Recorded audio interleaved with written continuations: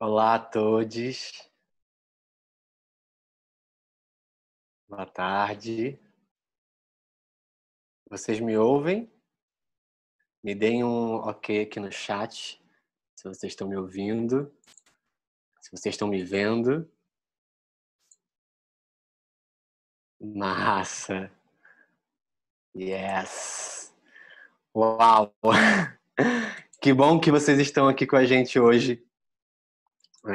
Eu sou Maurício Lima e essa é a primeira live das Arqueologias do Futuro, projeto do Museu dos Meninos, com patrocínio da Fundação Holandesa Prins Claus Fund e em parceria com o Black Archives em Amsterdã.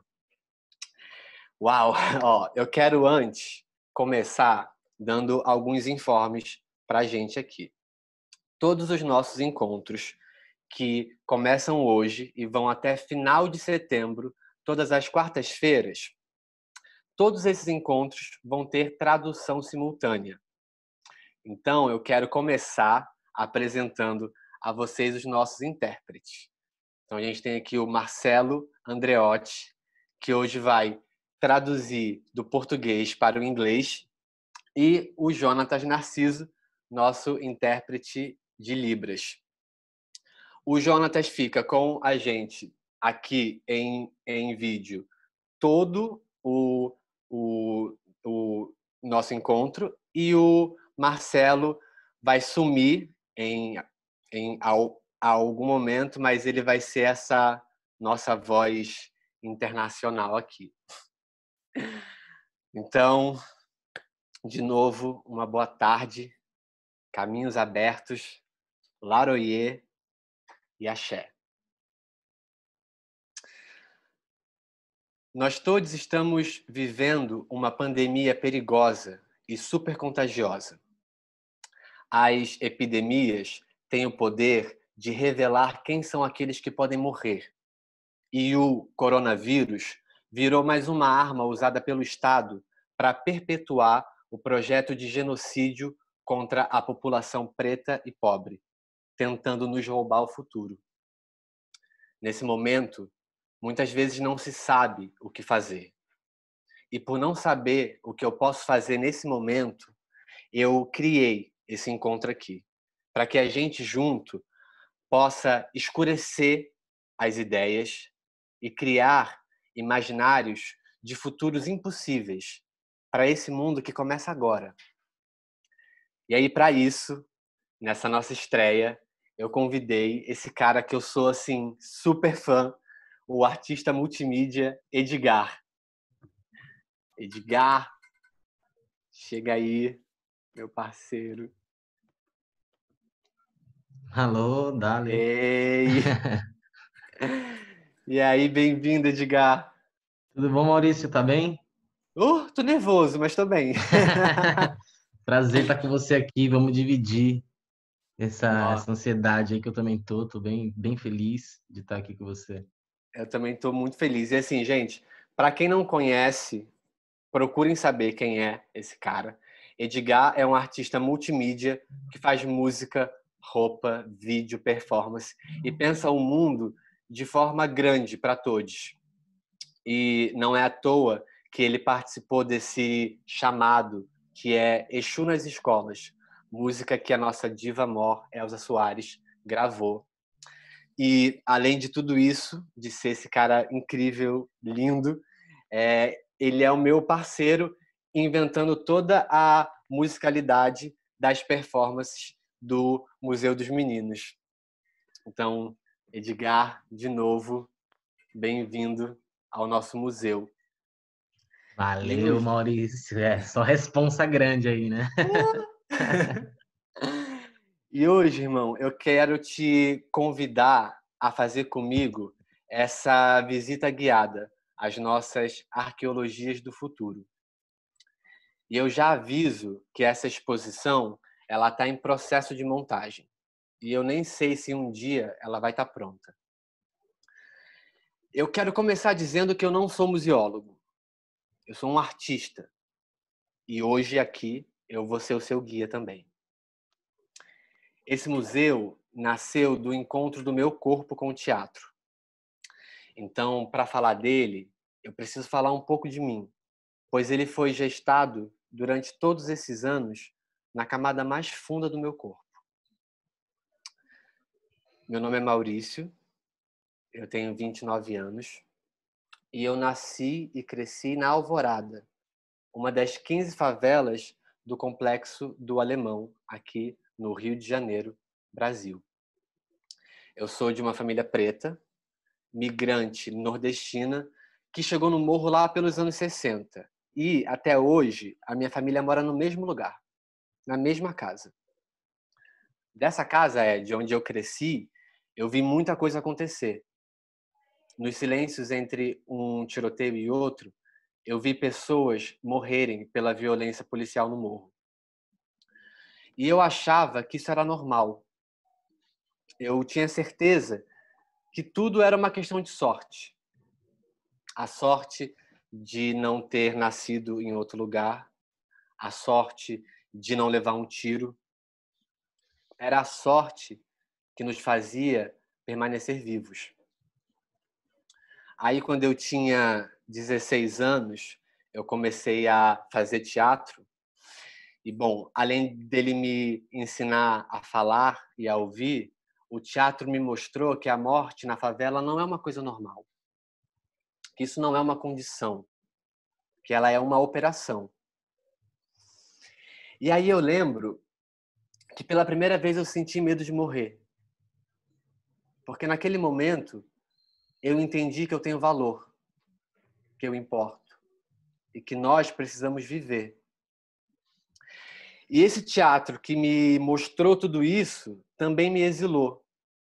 Aos 16 anos, aos 18 anos, eu tive que sair do morro para abrir caminho nos dentes e impor o meu corpo como algo necessário.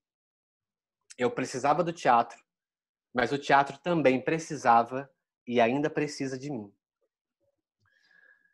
Aí, um tempo depois, eu estava ensaiando uma peça e eu achei o mapa da violência no Brasil.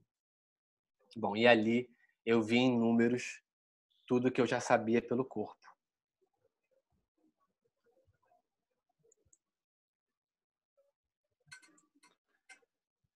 77% dos jovens assassinados são negros. Entende-se por negros os autodeclarados pretos e pardos. E 83,30% são do gênero masculino, com idades entre 15 e 29 anos, moradores das favelas e das periferias. A cada 2 horas, 7 jovens negros são assassinados no Brasil. São 84 mortos por dia, 2.540 mortos por mês e 30.660 jovens assassinados por ano.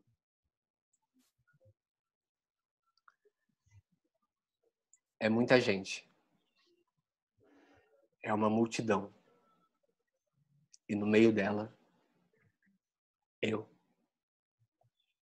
Mas eu permaneço vivo. Nós permanecemos vivos. E aí, diante desses números, eu olhei para o meu morro de novo. Aí eu olhei para frente, olhei para o futuro. Então, eu comecei a montar esse museu, peça por peça, artefato por artefato. E eu já encontrei 30 peças, 30 meninos.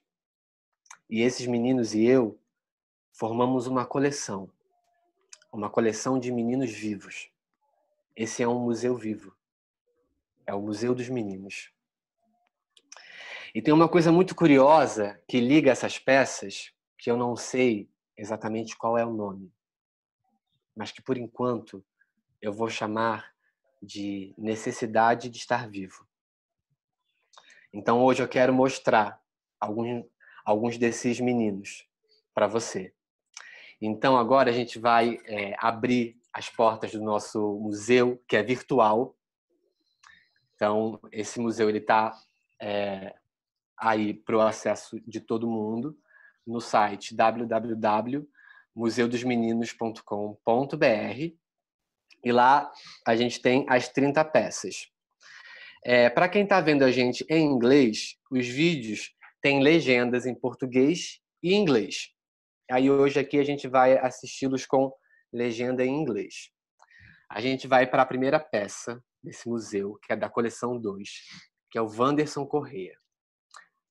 Aí aqui, ó, vou mostrar onde vocês acionam a legenda. Tem nesse botãozinho aqui, essa engrenagem, você vem cá e seleciona a legenda, português ou inglês. A gente vai ver em inglês agora. Então, vamos à primeira peça do nosso museu, Wanderson Corrêa. Meu nome é Wanderson, eu tenho 16 anos e no momento eu estou trabalhando de estagiário num hospital. E eu moro aqui no Complexo do Alemão, já faz, eu acho que 15 anos. Eu venho pra cá, mas eu não nasci aqui. Eu não sei exatamente a história do meu nome, mas depois daquele exercício eu perguntei pra minha mãe por que ela tinha colocado o meu nome de Wanderson.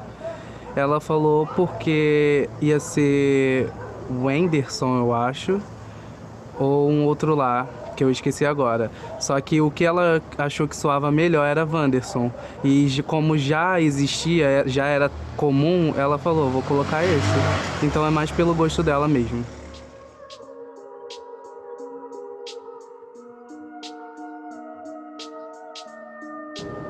Bem, primeiramente eu acho esses dados uma coisa muito ruim de se ouvir, né?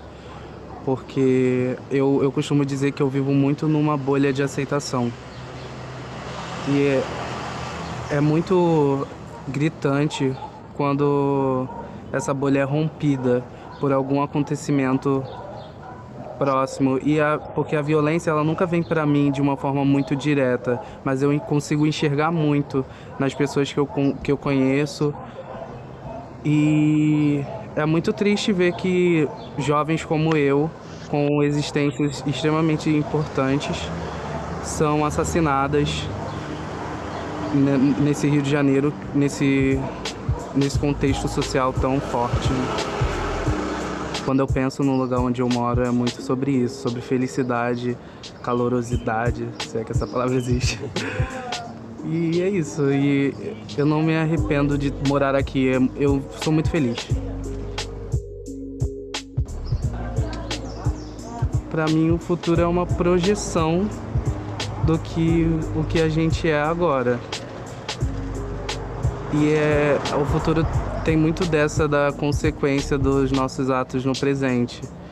Então, eu acho que o futuro é muito como uma recompensa se você fez uma coisa que vá te favorecer ou um castigo se você fez algo que não vai te favorecer.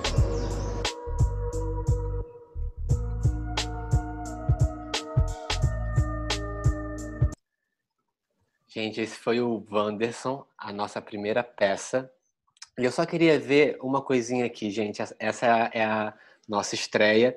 Queria perguntar para quem está vendo de fora, os convidados internacionais, se conseguiram ver a nossa legenda de forma nítida, tranquila. Falem com a gente aqui no chat, por favor. Se todos conseguiram ver.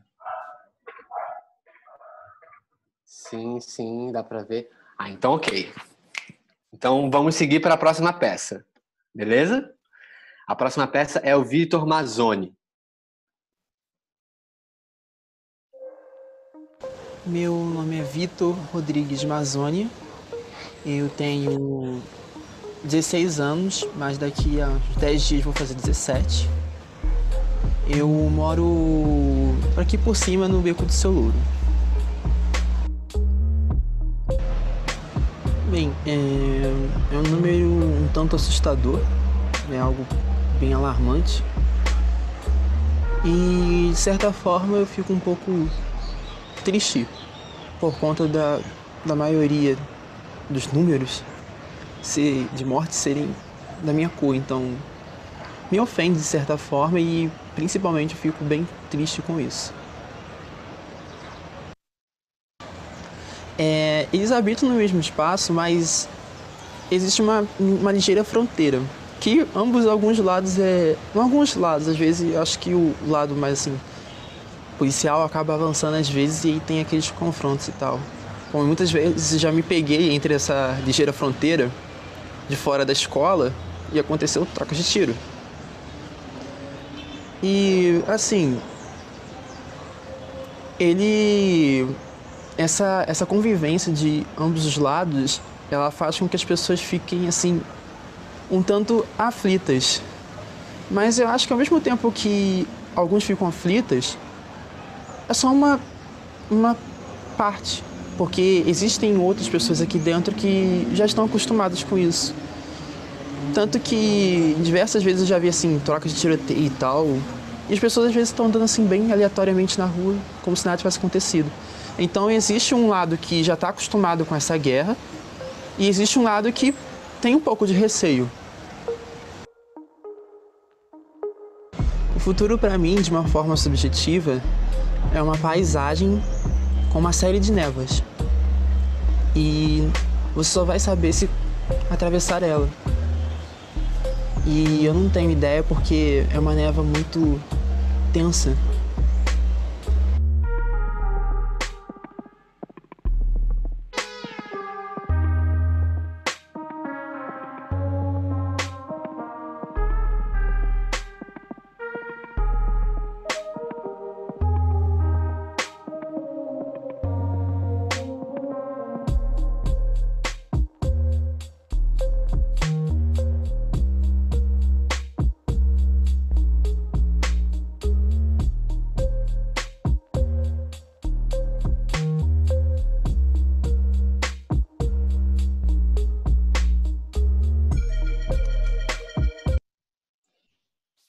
Esse foi o Vitor Mazzoni. Agora This was Vitor Mazzoni. Now we're going to the third piece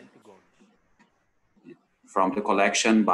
Meu nome é Felipe Gomes Vieira, tenho 21 anos, sou morador do Morro do Adeus, Complexo do Alemão, e sou estudante de Direito atualmente.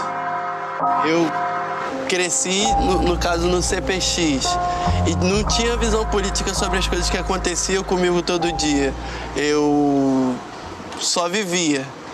E aí, a partir do momento que eu entendi o que é a revolução, o que é o Estado, o que é a polícia, o que são esses mecanismos todos, me deu mais vontade de ocupar certos espaços e tentar reverter certas coisas que aconteciam no meu cotidiano. Eu comecei a frequentar protestos e comecei a me envolver e comecei a estudar sobre. E aí eu vi que dentro da minha favela isso já era prática, a autogestão de fato, a harmonia. E entre os moradores em si, que a única presença que dificultava isso era o Estado. Assim, é difícil a gente viver no ambiente assim, porque toda vez que você vê seus amigos pode ser a última vez, tá ligado? Porque tu mata um jovem negro, tu mata uma família, tá ligado? Assassinaram um dos meus melhores amigos no começo do ano, tá ligado? Aí, tipo, fica uma porrada de gente aí na pista, não lembra nem do nome do moleque. Como é que fica, tá ligado? Quem que vai seguir os sonhos do moleque também? Não tem como sair pra beber cerveja não, mano. Não tem como sair pra levantar cartaz. Não tem como sair pra gritar Lula livre. Tá entendendo? É isso que ninguém entende, mano. E por isso que favelado não se sente pertencente dentro de partido e nem movimento político eleitoreiro, tá ligado? O que é futuro é o que a gente faz no presente, tá ligado? Hoje é real, amanhã é ilusão, diria Mano Brown, tá ligado?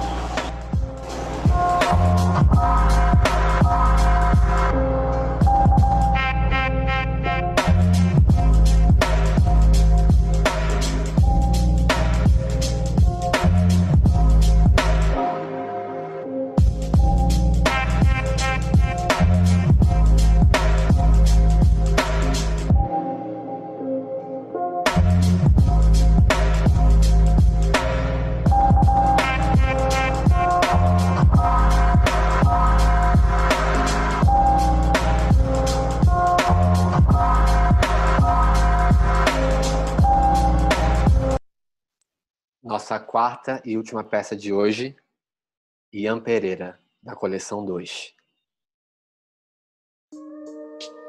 Meu nome é Ian Pereira de Souza, tenho 19 anos, sou morador daqui do Complexo do Alemão mesmo e sou poeta daqui também.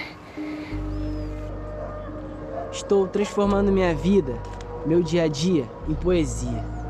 De favela eu sou cria, poderia defender ela, subir pra laje armado, marcar beco todo dia, mas eu subo pra laje pra escrever poesia. Escrevo cada verso só com o coração. Aqui é muita prática, eu não nasci com o dom. Sem vacilar com a rapaziada. Houve até um desentendimento, mas pode puxar o fundamento e ver se acha mancada. Meus problemas resolvo na rua, sem levar nada pra dentro de casa. A rua me ensinou a ser homem, não menino. Mas estou sempre agindo na humildade. Sou puro como cristalino. Esse tiroteio já tá demais. Vários dias de operação, os moradores do Complexo do Alemão pedem a paz. Olha lá o teleférico, onde era para ser ponto turístico. Hoje em dia virou área de risco, estamos correndo perigo. Nós pede a paz na favela, a cada tiroteio brabo, que eu estou me sentindo até um neurótico de guerra. Criança quer estudar, morador quer ir trabalhar, mas nesse tiroteio não dá. Já passei tanto sofrimento que fica na memória, já tive vários livramentos, que hoje em dia eu nem estaria aqui para contar minha história.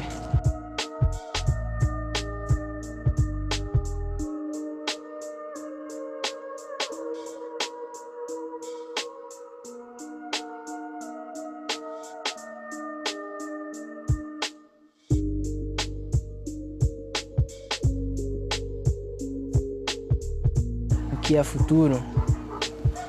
O que é futuro?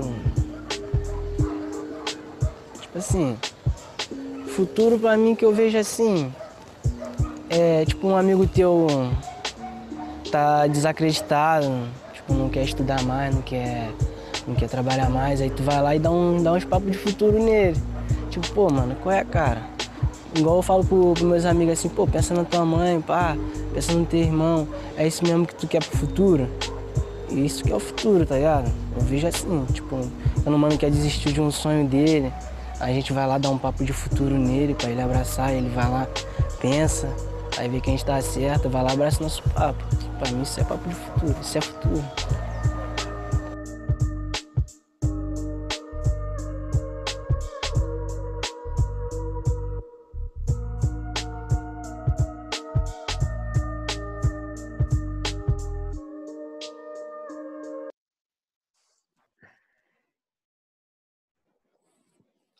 Esse é o nosso... Essas foram as nossas 4 peças. E aí, Ed, esse papo de futuro que a gente está tendo aqui agora.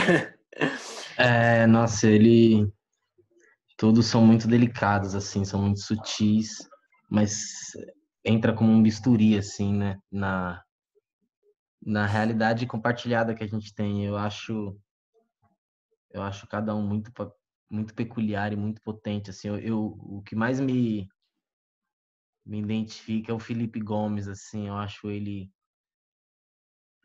quase um arquétipo, o Felipe Gomes, assim.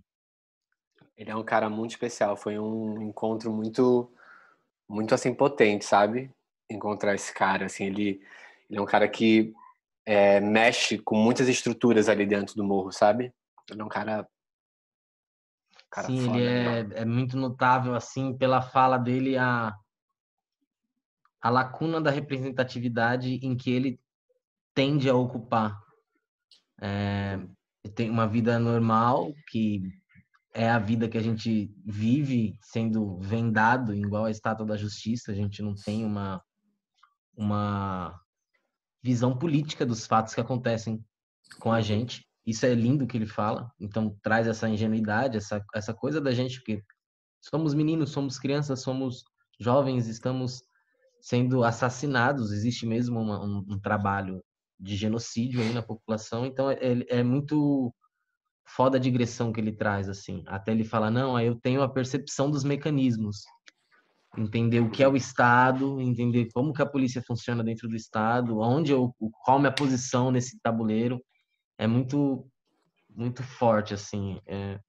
Ele desmistificando isso E aí perceber que, tipo, ele pode ser a pessoa que, tipo, por conseguir acessar essas aulas de direitos, fazer a irrigação, né? Começar a trazer essa informação para outras pessoas e começar a tirar a venda dos olhos. Ele me toca bastante, assim, eu me vejo muito nele, assim. Quando ele fala, não dá mais para ir tomar cerveja, não dá para sair para beber breja, não dá para sair para levantar cartaz. E é da hora que ele fala isso depois de ter falado, não, eu fui para manifestações, fui lá, entendi de dentro. Então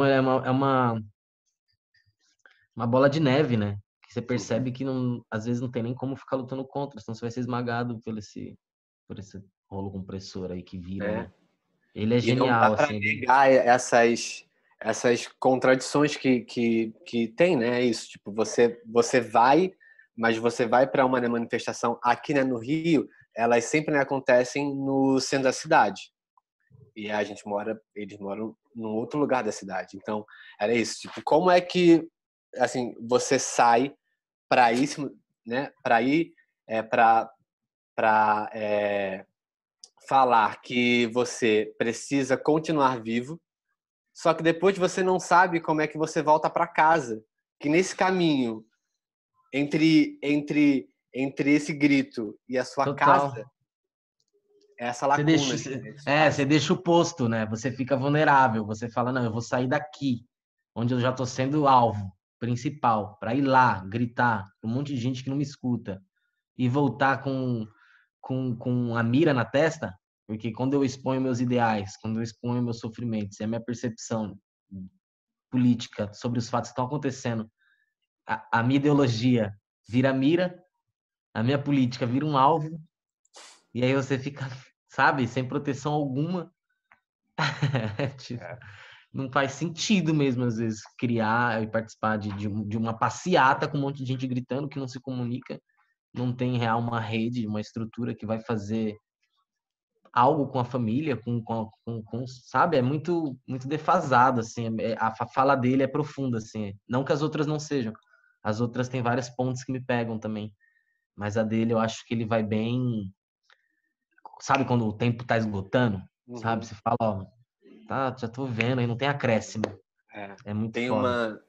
uma urgência, né? Assim, tipo, ele Na tem uma fala dele. urgência, assim, não tem meio caminho, né? Não tem meio caminho, assim. Né? Ou vai ou racha, né? Assim. Já deu, é bem isso. Tipo, ó, já deu. Mais pra lá eu tô dentro do rio. Não dá. Eu amo. Total. É. E aí, Ed, tem uma coisa que foi muito. Tem uma coisa dessa obra toda aqui, Museu dos Meninos, que é esses papos de futuro. Pensar o futuro, né? E aí, hoje, 2020, Brasil, quer dizer, mundo, mas assim, Brasil, que a gente está sob uma pandemia louca, com desgoverno. E aí, queria te fazer uma provocação, assim, para a gente pensar junto. A gente vive mais de 500 anos de branqueamento do nosso dia a dia, das nossas filosofias, assim, de tudo. E eu te pergunto assim, o que a gente precisa fazer para escurecer o futuro?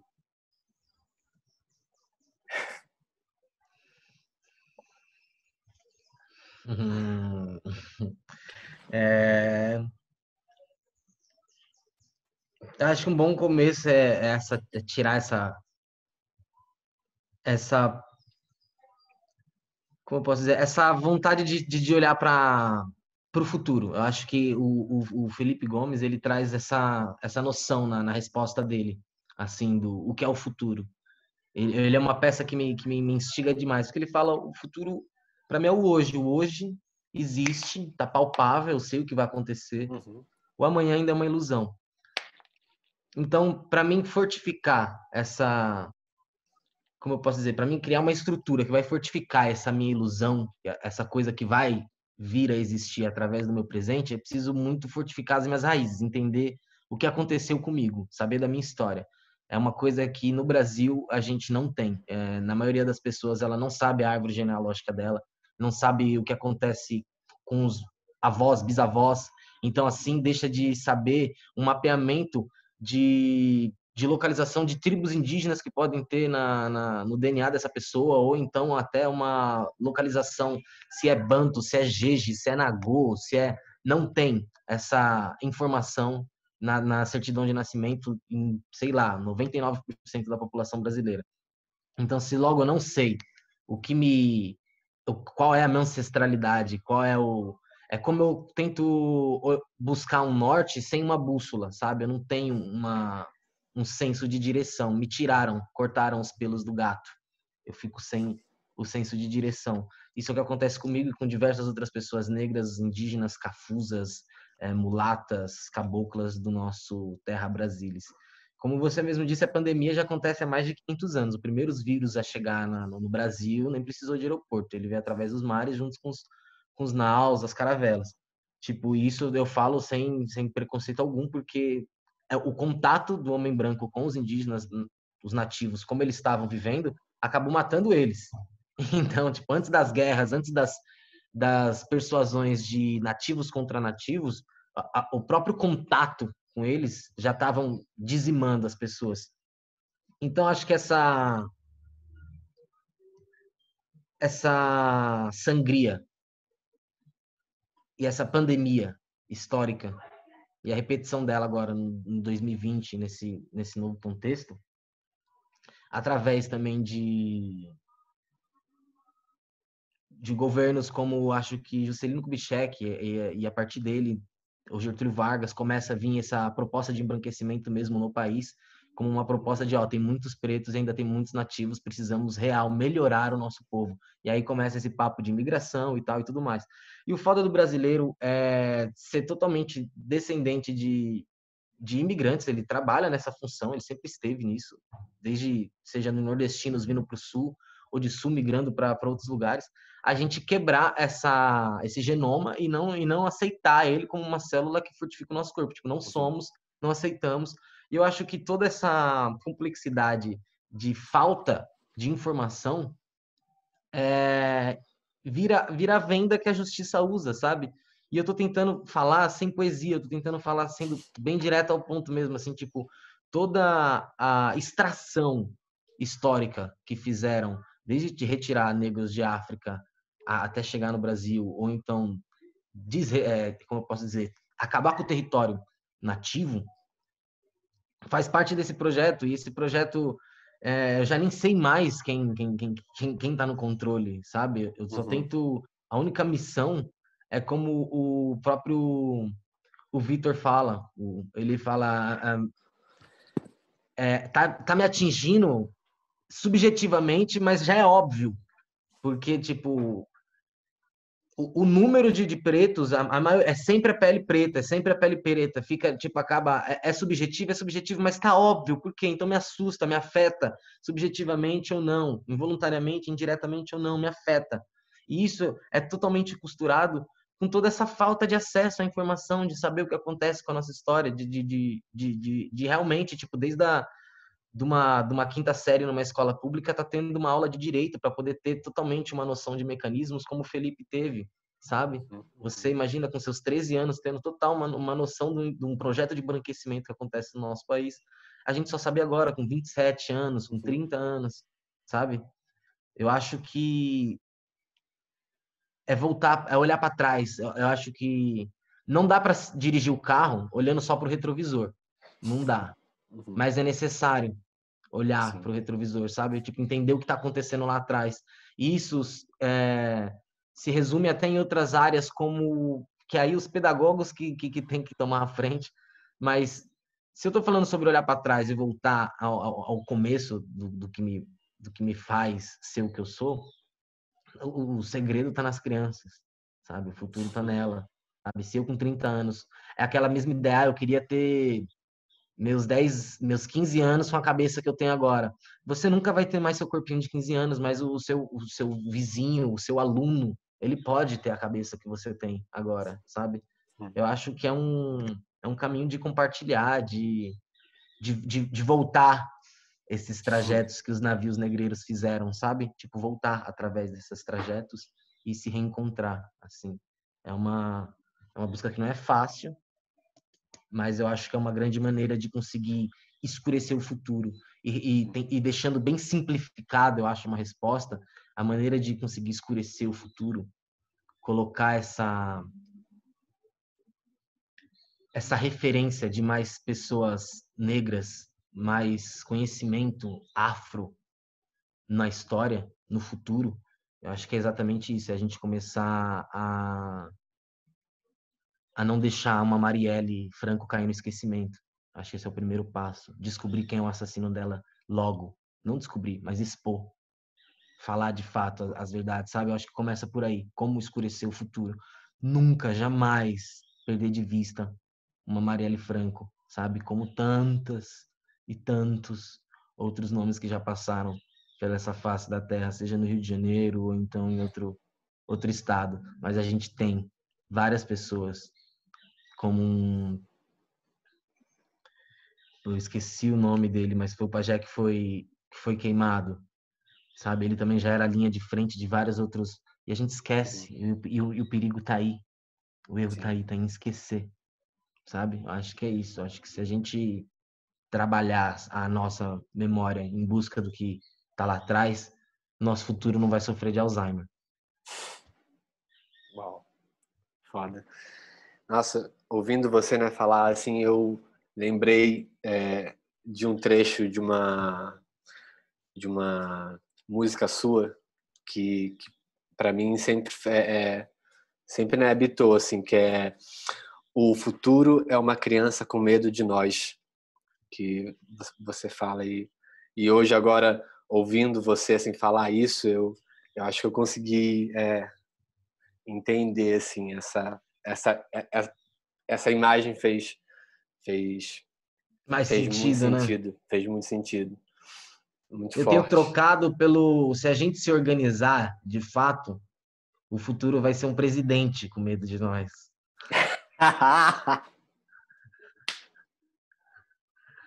Né? Deixa a criança brincar, Será? deixa a criança sonhar, deixa ela ter o tempo dela. Lindo, lindo isso. A gente estava conversando com a Joacine Catar, que é a próxima convidada, e ela falou uma frase que Maravilhosa. eu também fiquei assim, muito, muito tocado. Ela falou para mim assim: você sabe por que matam porque matam o jovem negro? Ela falou, porque a juventude é o elo entre o passado e o futuro. E se você mata esse presente, se você mata esse jovem, você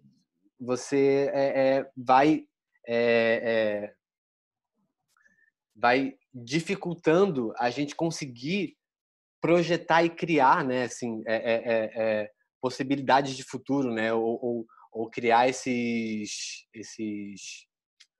Porque tem uma coisa que você fala, né, disso de que foi nos tirado, a gente não consegue, a maioria das pessoas pretas não sabe quem foi a bisavó. Eu não sei quem foi minha bisavó, eu não sei de onde ela veio. Então eu fico pensando assim, tipo, já que a gente também não consegue, talvez, fazer essa reconstrução histórica, que talvez a gente possa criar essas nossas ancestralidades e essas lacunas que foram ficando, né? Real, total, porque se não se perde, né? É bem isso. Você matou a juventude, você perdeu a ponte.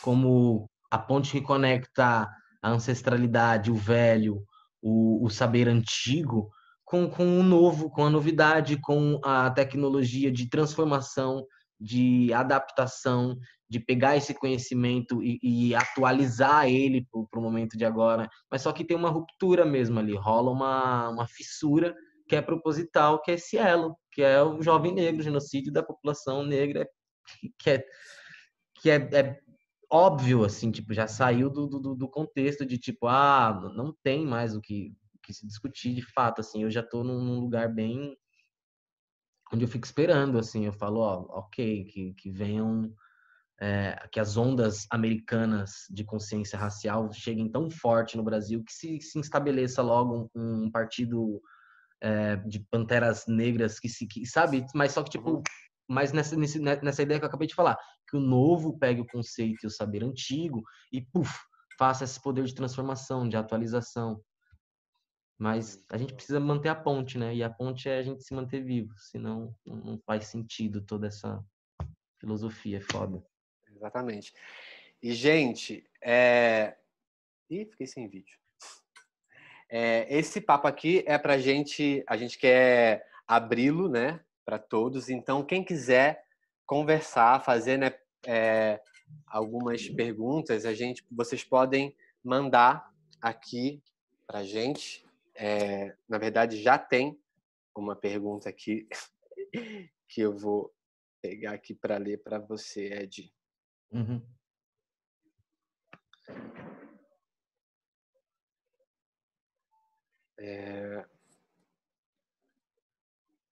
Tem uma pergunta aqui do Luiz Guilherme Guerreiro, que ele pergunta como foi o desenvolvimento dos roteiros dos vídeos. Acho que essa pergunta é mais para você. É mais para mim, né? Que é muito lindo, viu? É uma direção de fotografia ali muito foda. Foi assim, a gente foi construindo isso junto com todos esses meninos. A gente fez um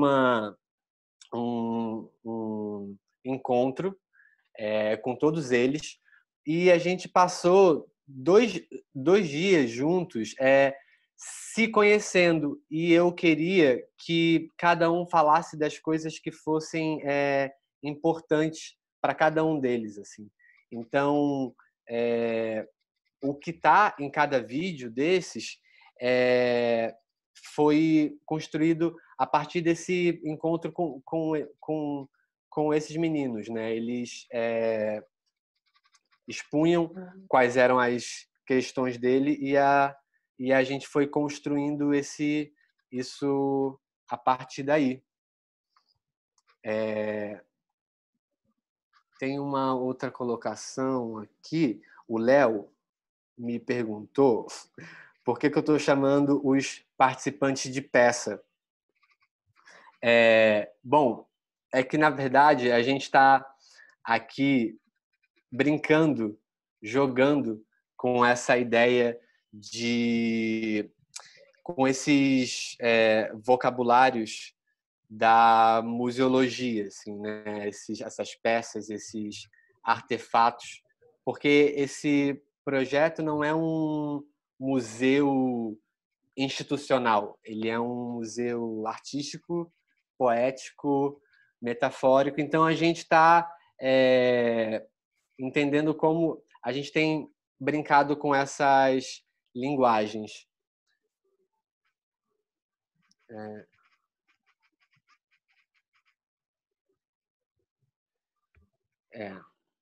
Deixa eu ver, alguém... Tem uma mensagem aqui do Ronaldo Serruia, que ele diz que fica pensando que a beleza desse museu dos meninos vivos é ser essa espécie de celebração da vida em meio a todo esse sistema necropolítico. Para todo corpo, dissidente ser feliz e celebrar é uma obrigação ancestral. Acho que tem a ver com isso que o Ed estava, né, falando sobre essa ancestralidade, né? Vamos ver. Alguém mais quer mandar alguma outra pergunta? Tem uma pergunta aqui do Rômulo de Carvalho para o Edgar. Dale. Edgar, admiro muito seu trabalho e gosto muito dos figurinos e máscaras. Eu sou do interior do Rio e tenho pensado muito na cultura dos mascarados que anunciavam o carnaval, que é uma festa que eu amo e diz muito sobre a cultura sagrada para mim. Você pode você pode falar sobre por que de se mascarar e de se fantasiar? Posso. E aí, como é que você tá? Valeu pela pergunta. O se mascarar, ele vem... Cada tempo que vai passando, eu vou percebendo e acoplando uma coisa nova, um conceito que eu descubro e uma coisa que às vezes vai agregar, né?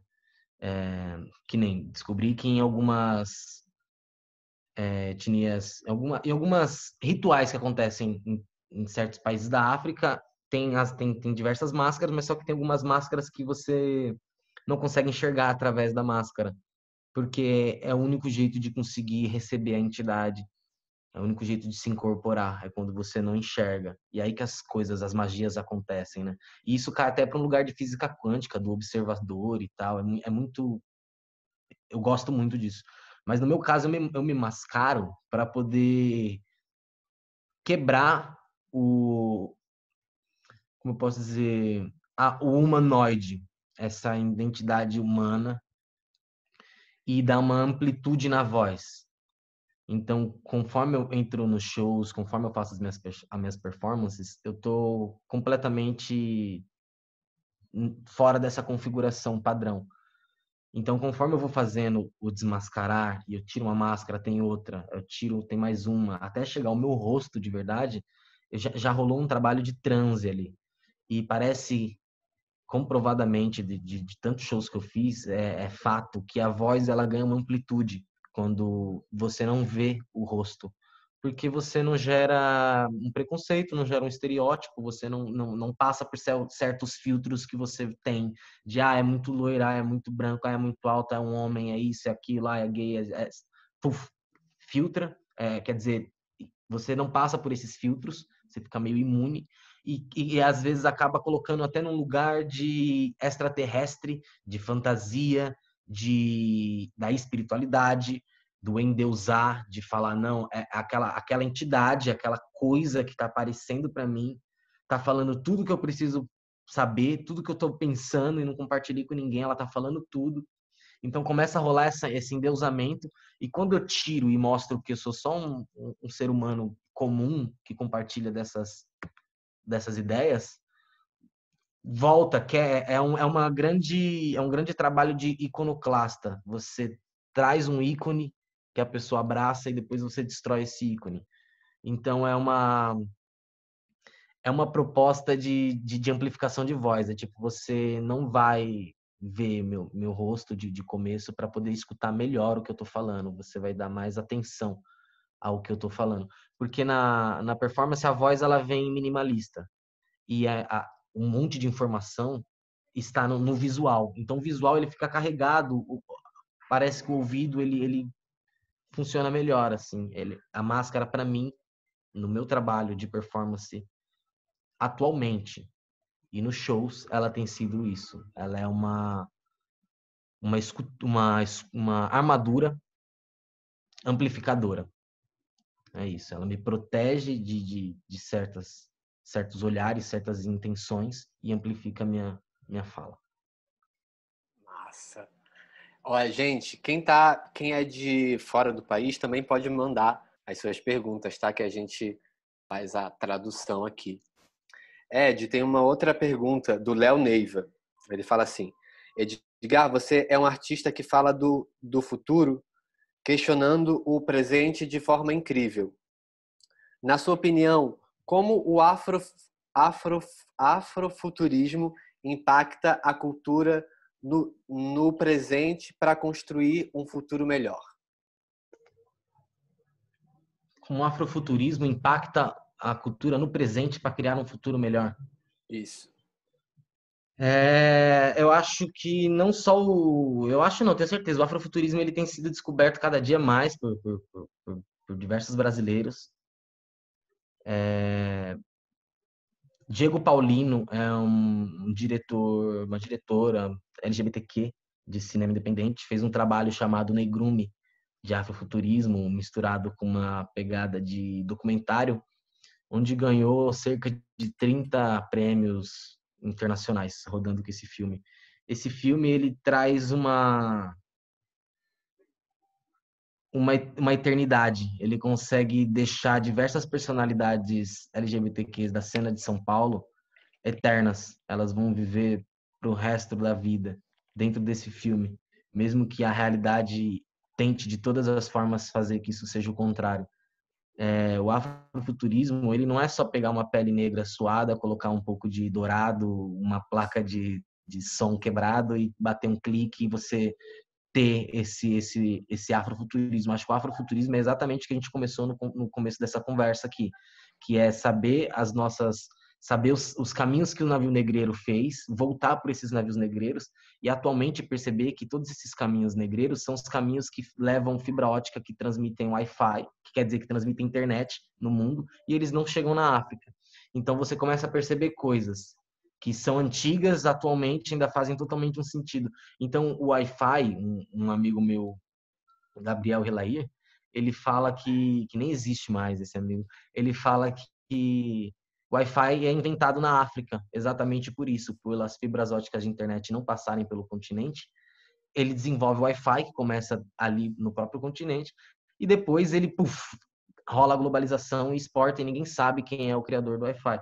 Mas isso já é um afrofuturismo, que pela necessidade de se comunicar, criou uma nova tecnologia que abraça até a outra que era tida como a ponta do, sabe, do iceberg. Então, eu acho que o afrofuturismo, ele tá de olhos bem abertos, e é como se fosse uma aranha, uma deusa africana de 8 olhos bem abertos, percebendo tudo o que acontece e anotando e filmando e ressignificando e expandindo e colocando as suas cores, o seu suor, as suas dores, os seus dramas, as suas imaginações e criando esse panteão, essa nova mitologia afro, porque é sempre contado pelo outro, é sempre contado de um lugar de fora, assim. Eu acho que o afrofuturismo no Brasil, eu tô falando no Brasil, ele ainda é uma joia rara, assim, que está em trabalho de lapidação. Luma Moura faz um trabalho fantástico no afrofuturismo também. Tem diversos nomes que ainda estão sendo expoentes, né, no seu trabalho, assim. Ainda não, a gente, infelizmente, ainda não tem um acesso de conseguir escoar tantos pensamentos. Ultimamente, eu fiz um trabalho de cartomancia. Eu fiz um oráculo, uma tecnologia oracular de cartomancia, onde eu misturo uma espécie de tarô com numerologia de Grabovoi e letras em Yorubá, usando esses meus personagens figurinos, trazendo essa ideia de entidade. Mas tudo isso só é possível, a única pessoa preta dentro do projeto sou eu mais uma, dentro de um projeto de 5 pessoas, então ainda é, tipo, muito pequeno, sendo um projeto totalmente pensado num conceito afrofuturista. Sabe? Não sei se eu consegui responder, mas eu tentei responder na prática do que na teoria. Porque, tipo, as coisas ainda estão acontecendo, assim. Eu vou conseguir responder essa sua pergunta daqui a uns 10 anos, quando eu olhar para trás e falar, o que o afrofuturismo fez. Foda. Ó, a gente tem uma última pergunta, que o nosso tempo já vai estourar, que é a seguinte, que é da Bruxa Latina. Adorei o nome. Ela diz assim: gostaria de saber se vocês pretendem expandir o museu para outras favelas.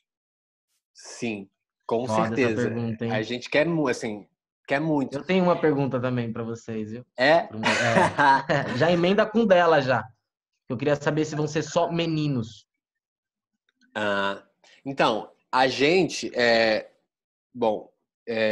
a gente quer muito ir para outras, né, favelas, para outros espaços. Eu acho que é necessário, é a minha urgência, assim, eu quero passar para vários outros espaços, porque acho que é para a gente construir mesmo essa, para a gente escrever essas histórias, e aí vai ser difícil, mais difícil ainda, apagar a gente. Então, assim, vai ser difícil apagar a gente cada vez que a gente for escrevendo. Essa ação, esse projeto é para isso. É para deixar mais difícil esse apagar. Por enquanto, ele é só com homens, né, meninos, assim, porque são é o alvo da violência armada policial do Estado, é o que mais morre, assim, né? Entendi. Então é, foi desse ponto que eu fui. Sim, entendi Isso completamente agora. É o que surgiu. legitima é a bala que vem, não é Não é, não a é necessariamente. diversidade, porque é uma parada, entendi real. Obrigada E por explicar aí também. eu tentei construir essa diversidade dentro. Então a gente tem vários meninos, vários homens de várias, assim, com várias experiências, assim, né? A gente tem, eu vi que alguém, né, colocou aqui uma mensagem falando sobre pessoas trans. A gente tem um homem trans que é o Hugo, que está nessa, né, que é parte também aqui do nosso museu. A gente tem vários corpos, várias experiências de jovens do mesmo lugar, da mesma favela, mas que vivem e pensam o mundo de formas muito diversas, assim. E, Ed, a última pergunta da Bruxa Latina, que ela perguntou assim: Edgar, ela quer saber se você acha que a verdade sobre a Marielle ainda vai colocar o culpado na cadeia ou os envolvidos e o nosso digníssimo mandante do crime e sua família linda não pagarão.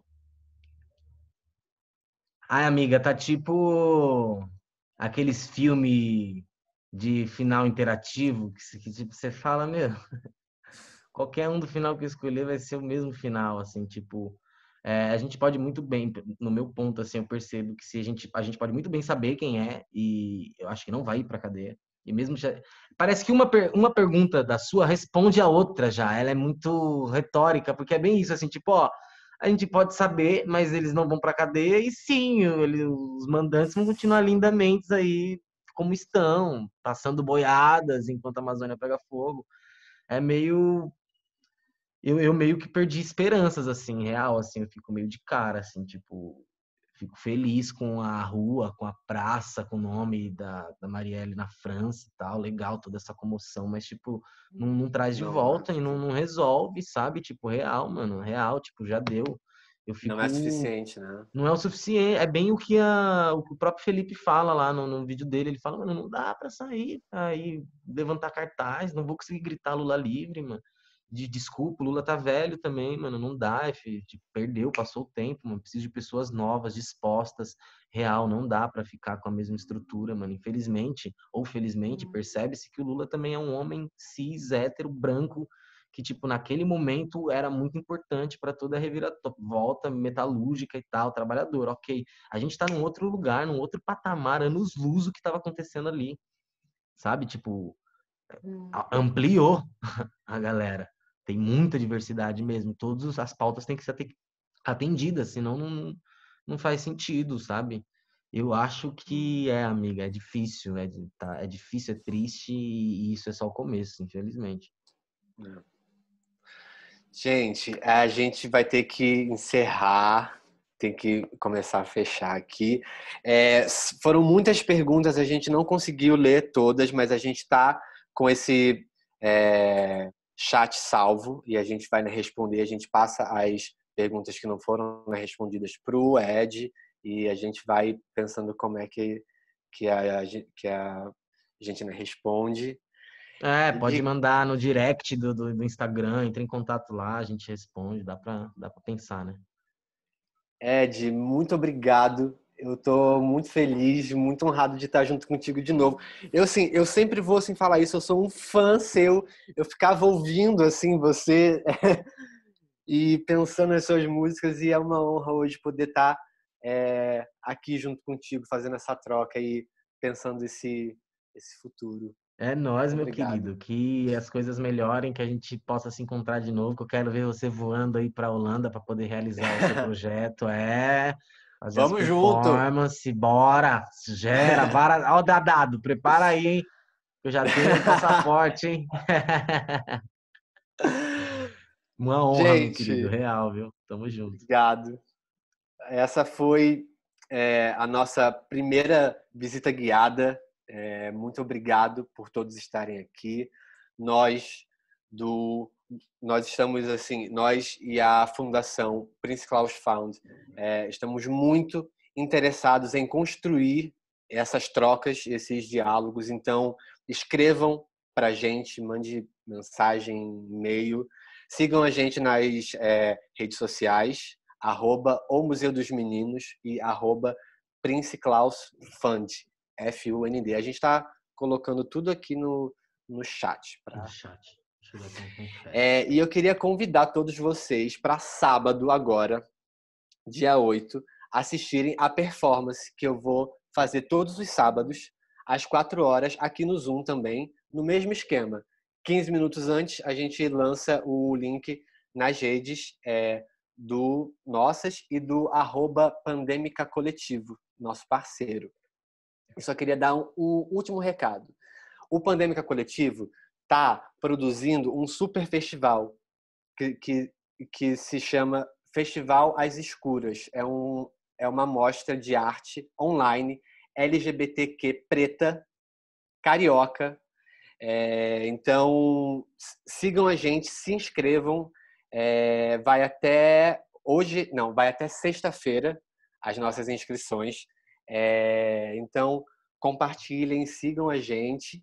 E na semana que vem, na nossa próxima live, a gente vai ter aqui essa mulher que tem me atravessado assim de muitas formas, Joacine Catar, historiadora e pensadora luso-guineense e primeira deputada negra eleita em Portugal. Assim, é histórico, assim, essa mulher E a gente vai estar aqui com ela para mais uma expedição a essas nossas arqueologias do futuro. Muito obrigado a todos por estarem aqui junto com a gente. Obrigado, Ed. Obrigado, Jonatas. Obrigado, Marcelo. E até semana que vem. Valeu, querido. Tamo Valeu. junto. Obrigado, Jonatas. Valeu, Marcelo. Vocês são demais, viu? Valeu, Maurício. Valeu, gente. Toda a equipe aí do Museu dos Meninos, vocês são fantásticos. Yes. Um beijo. Até já, hein? Valeu.